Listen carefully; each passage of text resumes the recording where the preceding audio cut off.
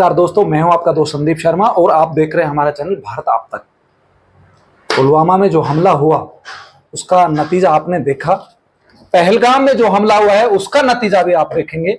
लेकिन उससे पहले कुछ मुद्दों पर मैं आपसे बात करना चाह रहा हूं जो बहुत जरूरी हैं। बहुत दिनों के बाद मैं वापस आया हूं, आपके साथ जुड़ा हूं। कुछ मेरे व्यक्तिगत रीजन भी थे, लेकिन मैं आपको बता दूं, जो पहलगाम में अभी जो हमला हुआ है वो इस देश के लिए कई मुद्दे ऐसे छोड़ गया जिस पर विचार करने की जरूरत है। सरकार ने कदम उठाए, सिंधु नदी का जो समझौता वो कैंसिल कर दिया, वीजा उनका रद्द कर दिया, हाई कमीशन को कम कर दिया, सारे काम जो अटैची जो थे हमारे, जो नियुक्त हो रहे थे यहां पर तीनों सेनाओं के, उनको उन्होंने वापस भेज दिया।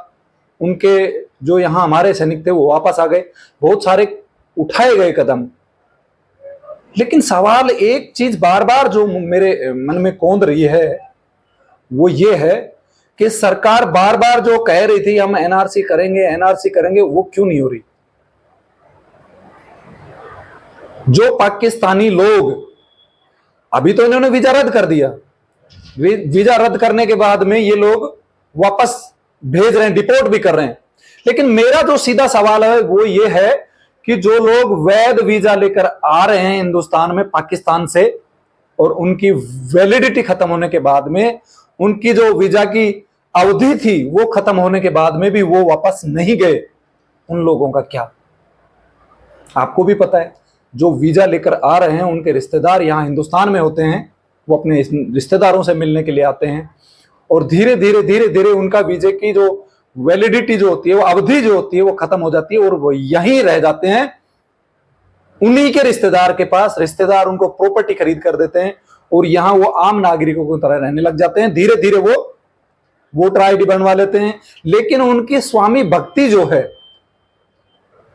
उनका जो मन जो है, उनकी आत्मा जो है, वो कहीं ना कहीं पाकिस्तान के साथ ही रहती है। और वही लोग पाकिस्तान से आने वाले आतंकवादियों को पनाह भी देते हैं, उनकी मददगार भी होते हैं, उनकी मदद भी करते हैं, और यहां से खुफिया एजेंसियों को थ्रू स्लीपर सेल के रूप में काम करते हैं और भारत की सुरक्षा को खतरे में डालते हैं। जिनका वीजा खत्म हो गया, ना तो पुलिस उनके पास जाती है क्योंकि पुलिस की जेबें भरी जाती है, ना प्रशासन उनको सचेत करता है कि तुम्हारा वीजा खत्म होगा जाइए आप, नहीं करते हैं क्योंकि उनकी जेब भरते हैं, उनके पैसे, उनकी घर चलता है।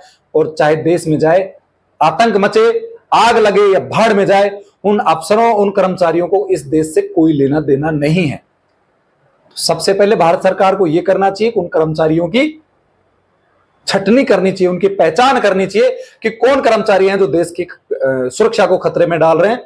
दूसरा, उन लोगों को तलाश करना चाहिए जिनका वीजा खत्म हो गया और वो हिंदुस्तान में बरसों से रह रहे हैं। आपको ये चीज समझ में आ रही है? प्रशासन की बिना मिली भगत के ये काम हो ही नहीं सकता कि जिनका वीजा खत्म हो गया और वो वापस पाकिस्तान ना जाएं। यहां उनकी जेबें भरी जाती हैं, उनकी जेबों में नोटों की बंडलें डाली जाती हैं ताकि वो उनको परेशान ना करें। और धीरे धीरे हमारे राजनेता जो हैं लोकल स्तर के, वो उनको पहचान पत्र बनवा देते हैं, उनको प्रॉपर्टी खरीद के देते हैं, और वो यहीं उनके एक सामान्य नागरिक, भारत के नागरिक न होते हुए भी भारत में इस तरह से रहते हैं, उनके रिश्तेदारों में इस तरह से घुल मिल जाते हैं कि आपको पहचानना बहुत मुश्किल होता है कि ये पाकिस्तान से है या हिंदुस्तान का है। अगर देश की सुरक्षा में आपको और ज्यादा मजबूती करनी है तो एनआरसी आपको करनी पड़ेगी, उनकी रूट्स तलाश करनी पड़ेगी। कौन नागरिक कहां का है, कहां का नहीं है, कहां से आता है, जिनके पास। और मैं तो ये कहूंगा कि अब तो देखो, सुप्रीम कोर्ट भी, दिल्ली के रोहिंग्या कॉलोनी में सुप्रीम कोर्ट ने आदेश दे दिया कि जिनके पास वैध कागज नहीं हो, जिनके पास आधार कार्ड नहीं हो, वोटर आईडी नहीं हो, उनको भी भारत सरकार राशन की सामग्री और सरकारी योजनाओं का लाभ दे। कितना दुर्भाग्यपूर्ण है कि भारत का सर्वोच्च न्यायालय यह पैरवी कर रहा है कि जो भारत का नागरिक है या नहीं है उससे फर्क नहीं पड़ रहा है, उसके डॉक्यूमेंट चेक करने की जरूरत नहीं है तो भी उसको वो सारी चीजें उपलब्ध करवाओ जो भारत के नागरिक को उपलब्ध होती हैं। चाहे वो चिकित्सा हो, चाहे शिक्षा हो, चाहे राशन हो, चाहे सरकार की अन्य व्यवस्थाएं हो। ये माननीय सुप्रीम कोर्ट ऑफ इंडिया जो है उनके जजमेंट में ये चीज आई हुई। आपको मैं एक छोटा सा वाक्य बताता हूं। एक जज थे कलकत्ता हाई कोर्ट के, उन्होंने एक मोहल्ले के बारे में एक टिप्पणी कर दी कि वो मोहल्ला मिनी पाकिस्तान जैसा दिखता है, मिनी पाकिस्तान बनता जा रहा है। तो सुप्रीम कोर्ट ऑफ इंडिया ने उस जज पर उसको फटकार लगाई, उसको कड़ी फटकार लगाई कि आप ऐसा कैसे बोल सकते हो। आप जाओगे बहुत सारी झुग्गी झोपड़ियों में, आपको स्लिम्स जो झोपड़ियां हैं उनमें आपको पाकिस्तानी नागरिक मिल जाएंगे, लेकिन प्रशासन कोई कार्रवाई नहीं करता है। राज्य सरकारें भी इसमें अड़ंगा डालती हैं, समय समय पर उनकी पहचान नहीं करने दे रही, उनको पहचानने का प्रयास तक नहीं कर रही। कैसे देश के बारे में आप करोगे कि पहलगाम, पुलवामा, उरी अटैक नहीं होगा? कैसे नहीं होगा भाई? देश की सुरक्षा को खतरे में डालने वाले लोग सपोले हमारे इस देश में हैं, हमारे लोग हैं, प्रशासनिक अधिकारी है, नेता भी शामिल हैं। तब तक उनकी पहचान नहीं की जाएगी, तब तक इस देश में हमले होते रहेंगे। आपने सिर्फ ये देखा कि पहलगाम में जो हमला हुआ था उसमें धर्म पूछ पूछ करके आतंकवादियों ने गोली मारी। यहां तक तो आपने सब कुछ देख लिया, लेकिन आपने ये नहीं देखा कश्मीर के एक व्यक्ति को उन्होंने गोली नहीं मारी।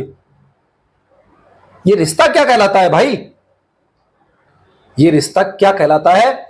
क्या 200 किलोमीटर के आसपास वो बॉर्डर एरिया से अंदर आ गए और किसी कश्मीरी ने उनको देखा नहीं? क्या ये संभव है? आपको लगता है 200 किलोमीटर वो चल करके आए हैं और कश्मीर में कोई उनका मददगार नहीं था? कश्मीर घाटी में कोई उनका मददगार नहीं था? कहां रुक रहे थे वो? कहां खाना मिल रहा था? किसी ने पुलिस को खबर की? किसी व्यक्ति ने इंडियन आर्मी को खबर की कि सस्पेक्टेड लोग यहां घूम रहे हैं? दिन भर उन्हीं लोगों के रिश्तेदारों की तरह वो रहते वहां और आराम से खाना खाते और उन्हीं के कपड़े पहनते और घूमते रहते बाजार में, पता ही नहीं चलता कि आतंकवादी है। जैसे ही शाम होती, अपने वर्दी पहनी, हथियार उठाए और फिर जंगल के रास्ते आगे बढ़ गए। अगली बार किसी और नए मददगार का घर देखा और वहां रुक गए। किसी भी व्यक्ति ने, आप सोच सकते हो क्या 200 किलोमीटर को एक दिन में तो चला नहीं होगा, कम से कम 10-20 दिन लगे होंगे। कौन मददगार हैं कश्मीर में? आप कितना ही विकास कर लो,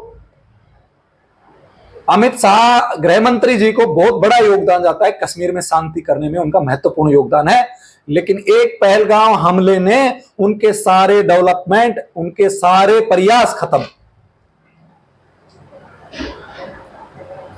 विकास में इतना पैसा लगा दिया, इतना इन्वेस्टमेंट किया है, सरकारी योजनाओं का लाभ कश्मीरियों को मिला है, लेकिन रिजल्ट क्या मिला? उनका दिल कहां धड़क रहा है? ये जमहूरियत, कश्मीरियत, इंसानियत, ये सब बकवास चीजें हैं। ना उनमें इंसानियत है, ना उनमें जमहूरियत है। उनका दिल और दिल सिर्फ आतंकवादियों के लिए, पाकिस्तानियों के लिए धड़कता है, इसके अलावा कुछ नहीं। वाह भाई, लूट रहे हैं साहब। टैक्सी वालों ने टैक्सी फ्री कर दी, होटल वालों ने होटल फ्री कर दिया। उनके मददगार कौन है उस पर कोई चर्चा तक नहीं कर रहा। क्यों नहीं चर्चा हो रही भाई? क्यों कश्मीर आज तक भारत के साथ जुड़ा नहीं है? कैमरे पर भारत माता की जय बोलते और पीछे से जाके उनकी मदद करते। यह है कश्मीर का सच। आप सबको लग रहा होगा कश्मीर बदल रहा है, कश्मीर बदल रहा है। कुछ नहीं बदल रहा है। डेवलपमेंट और आतंकवाद, ये दोनों चीजें अलग है। डेवलपमेंट गवर्नमेंट कर सकती है, लेकिन मानसिकता नहीं बदल सकती। उनकी मानसिकता अभी भी पाकिस्तान के लिए है, आतंकवादियों के लिए है। दोनों को अलग अलग रखना पड़ेगा आपको।